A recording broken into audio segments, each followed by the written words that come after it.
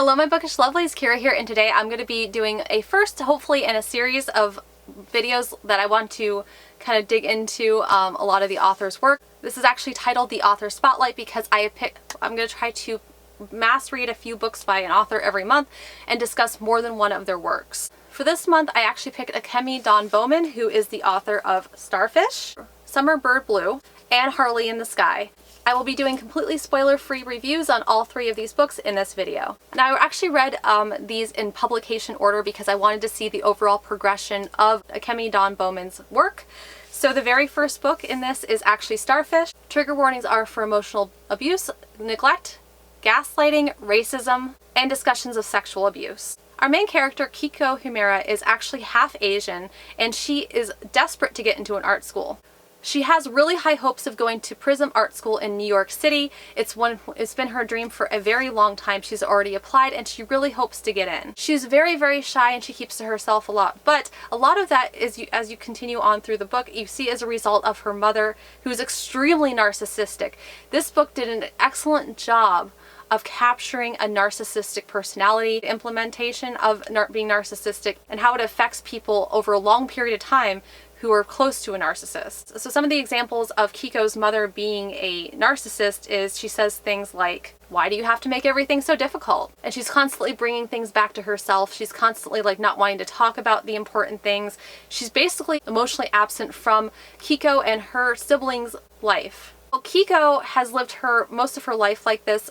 She actually refers to something that her uncle Max had done to her when she was a young girl, and she doesn't want to talk about it, but she's always felt like that incident with Uncle Max is the reason why her father and her mother divorced. And so she puts a lot of pressure on herself. She beats herself up a lot. She doesn't really have a lot of friends. She's a major introvert and she's not very good at talking to people outside of her family and one of her closest friends. Now, another thing that really drives home the fact that her mother is very toxic is her mother is actually a blonde, white, American, and her dad is the Asian one. Kiko's mother is constantly referring to Kiko as being average looking, and she's constantly emphasizing how her Asian features are not as attractive as her white features. Of course, not only is this toxic and terrible for self-image for Kiko, but it also kind of continues to emphasize how toxic the narcissist really is. And along with constantly making Kiko feel awful, Kiko's mother is constantly isolating her and pitting her against her siblings. Now, Kiko's mother is actually relatively nice to her brothers, but takes everything out on Kiko. So Kiko's the one who's pretty much the punching bag for the mom. Now, Kiko is actually in her senior year, and she's getting ready to graduate, and she does apply to Prism and she doesn't get in, so she's very depressed. Her art means so much to her, and she ends up running into a childhood friend named Jamie. Jamie was this guy that she really grew up with and she was very close to. They never actually dated because they were really young, but they were always very, very close. There was kind of two halves to a whole. And so she ends up running into him again, and things kind of start progressing. So there is a little bit of romance in here, and it's actually very well placed. It's not pushed, it's very comfortable, and it's very slow burn, and I love it. It just works really well for the narrative. A major theme in this book is that this is Kiko's progression into becoming a more healed person, and after things happen where Kiko's mother allows her Uncle Max, who did something to her when she was a young girl, but they don't actually say till later on in the book specifically what that thing was, but Kiko's mother is in denial that Max, who is Kiko's mother's brother, actually did anything to Kiko. And she keeps gaslighting her and telling her, well, as a kid you probably remembered it wrong. You probably didn't get it right. So she completely gaslights her as far as every time Kiko tries to speak up about the horrible things that Uncle Max did to her, Kiko's mom doesn't want to hear it. So Kiko decides to move out and go to California with Jamie and his parents, where she finds out pretty much everything about the history about why her parents really got a divorce. And she also meets an artist who kind of takes her under his wing. This book describes art so beautifully, so perfectly. There's actually little excerpts about stuff that Kiko paints at the end of almost every chapter, and it's very visual and it's very brief, but it really drives home the point that this is her emotions made physical in a projected painting, and it was just such a beautiful book. I ended up giving this a 5 out of 5 stars because I binged this. Like, I loved it so much. One other thing about this too is the title Starfish is actually what they call people when there's somebody like that's all about themselves, and I feel like the Starfish was actually intended to be Kiko's mother. The next book that I'm going to talk about by the same author is Summer Bird Blue by Akemi Dawn Bowman. Now, there's also going to be some triggers in this as well. Trigger warning for death of a sister, grief, and discussions of grief. Basically, like, this entire book is our main character Rumi's like kind of progression past what happened like with her sister. One day her sister, her mom, and her were driving in a car and they got T-boned like right after like the stoplight turned green. Rumi's sister Lee died. And so basically like Rumi is having to emotionally deal with that. Rumi and Lee were very close. They were best friends. They made music together. So this actually does focus on art form as well. This was very heavily focused like on music and writing music and lyrics and, you know, kind of trying to heal through music. Now, Rumi's mom is not dealing with things very well. So Rumi's mom actually ends up sending Rumi to Hawaii to live with her Aunt Annie. And this makes Rumi very upset because she feels like she's basically been deserted by her mom. Now she's very closed off, all she wants to do is sleep, she's very depressed, she's very angry, and this actually does a lot of flashbacks where, you know, you kind of see like who she was like before the accident, like with her mom and her sister, and that doesn't always make her like the most likable person, but you do kind of see like who she is now versus who she was back then, and the memories that she had with not only her sister Lee but also her mom. Rumi is a quarter Japanese, a quarter Hawaiian, and the other half is Irish white. Rumi is also asexual. Rumi ends up meeting Kai. Kai is the neighbor to her Aunt Annie, and Kai is just full of sunshine. He's like the sunshine in this book. He is just happy, he's go-lucky, he just loves everything. When he meets Rumi, he's trying to cheer her up, he's trying to stay positive, but he also doesn't cut her any slack. He doesn't treat her like she's porcelain, and she actually really appreciates that because she's sick and tired of being treated like she is delicate. Kai is also half Japanese and half Korean. Now, throughout this book, you also see too that Rumi is also struggling because you also see like that there's a lot of conflict internally with Rumi because just before the car accident, Lee and Rumi were talking about writing a song called Summer Bird Blue. And so Rumi really wants to fulfill writing that song as kind of like a final wish fulfillment to her dead sister. But because music is so painful to her, especially towards the beginning of the book, she really struggles and she feels like she just has to distance herself from it so that she can heal, and maybe, hopefully one day, music won't feel as painful to her, because every time she gets into the music, it reminds her so much of her sister Lee that she just kind of can't take herself out of that and ends up being too painful. Now, Rumi takes steps, of course, like to deal like with this. Now, I can honestly see like that this book might be a little bit polarizing, more like than the first book, because Rumi isn't always like the nicest person, she isn't always like the most agreeable person, and she isn't always like the most likable, especially like when you see like how she treats people around her as far as like being angry goes. And it's not the fact that you don't have empathy for how she's having to deal like with the fact that her sister died.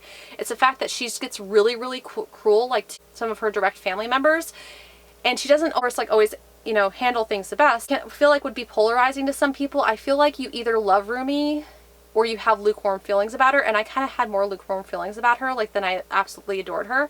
So for this, I actually ended up giving this a 4 out of 5 stars, but overall, like, this was a very good book. It actually did capture like the angry portions of grief very well, even though like it wasn't the most agreeable aspect of Rumi. I feel like it really like drove it home like that she was upset. And I feel like the way that they presented it, you know, like, I mean, I feel like grief doesn't always make you the most likable person. And I feel like that was also very much emphasized, and it was emphasized very well. The last book that I have to talk about is actually the most recent that's been published, is Harley in the Sky. And this book was amazing. So basically we have Harley Milano. She's a quarter Japanese, a quarter Chinese, and she has Italian heritage from her father's side also mixed in. She's also a senior in high school. Actually, pretty much everybody like that has been in Akemi Dawn Bowman's books have all been seniors in high school. Like, it's kind of like a coming of age story. for all of these characters. We have Harley, who doesn't really like school. Her parents really want her to go to school and she doesn't want to. Her parents own this Las Vegas circus and she dreams of being an aerialist. She loves the gracefulness. She's been in love with the circus since she could remember, and her only dream is to become an aerialist. She does not feel like she would be happy in school. She feels like going to school would actually kill her dream of becoming an aerialist. So her parents are kind of giving her a hard time. They're not really listening to her about what she wants. She actually strikes up a deal with this competing traveling circus to go and be trained as an aerialist in their circus, and she deserts her parents and actually kind of betrays them in the process. And so she's actually out doing what she feels like she had to do to make her dream realized because her parents would not listen to her. This book actually goes through and really shines a light on mental health in the Asian community. A lot of Asian communities do not feel that mental health and therapy or something like that is actually necessary. Like, a lot of Asians get shamed for getting mental health help, and this actually really does discuss that. Even in Harley's family, getting mental help and therapy and being on medication for anything like that, you know, kind of ails you, is not considered a normative practice. The previous November, they actually kind of like hint at it like a little bit, like that Rumi had something that happened like that previous November that really kind of defined her to her parents. And so like now she's kind of considered volatile because her parents like don't really trust her because she's very impulsive. Now, this does have representation. Harley actually is self-diagnosed bipolar, and the reason why she's self-diagnosed is because she has not been to a therapist, because once again, it's not considered a normative practice even within her family. But they do kind of hint at it. They do kind of discuss bipolar disorder and how she deals with it, and how she kind of has to figure out how to self-regulate, and how she goes from having like really high moods to having really low moods, and how one thing can kind of like break that for her as far as like going from one extreme to the other very quickly. Now, throughout this book, she still has her cell phone on her. Parents kind of know what she did as far as betraying them, and her mother consistently sends emails that kind of reflect Harley and who she was as a child. And you kind of see like this pattern, you know, like it's kind of her mother's way of saying, you know, like, I was always trying to do what was best for you. And this is like why I handled the whole school situation the way I did. And it was kind of giving her like an in-depth explanation and insight to how her mother saw everything, and how her mother didn't care like whether or not she was being the bad guy, as long as she felt like she was doing what was right for her daughter. There's also a little bit of a romance in here as well, and it's actually very well placed. I love Vass so much. He's kind of like this distant character. Like, it's not like an instant love or anything. It's another slow burn romance, which I really, really loved. And it was kind of like Vass, like, you know, was always kind of there for her, and he never stopped being there for her. And I just really, really loved his character and the whole romance inside of it. I felt like it also, like, it was very well placed. And the romance, of course, like, is not a prominent thing, but it does like cast like enough of a shadow like on the book, like that you kind of like, you know, get a little bit of a romance mixed in here if that's what you're looking for. Harley's story is really about sacrificing everything for your dream, having your dreams realized, fighting for those dreams, and never giving up on those dreams.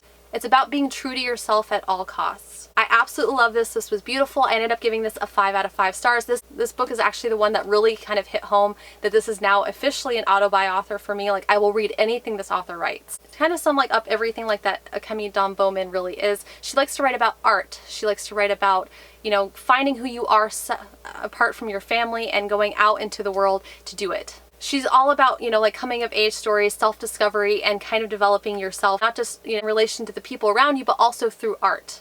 So that's actually kind of a theme. They're all YA contemporaries, and they're all fabulous. They're also pretty hard-hitting too, which is great because that's actually something I really look for in YA contemporaries, and I really, really loved her as an author. I hope you guys like the reviews for all 3 of these books. Please, if you like this video, hit like, subscribe, the little bell icon if you guys want to receive emails every single time I post. I'm on Instagram, Amazon, Goodreads, and Twitter. Please, those links are linked in the description below, and I will see you guys again very soon.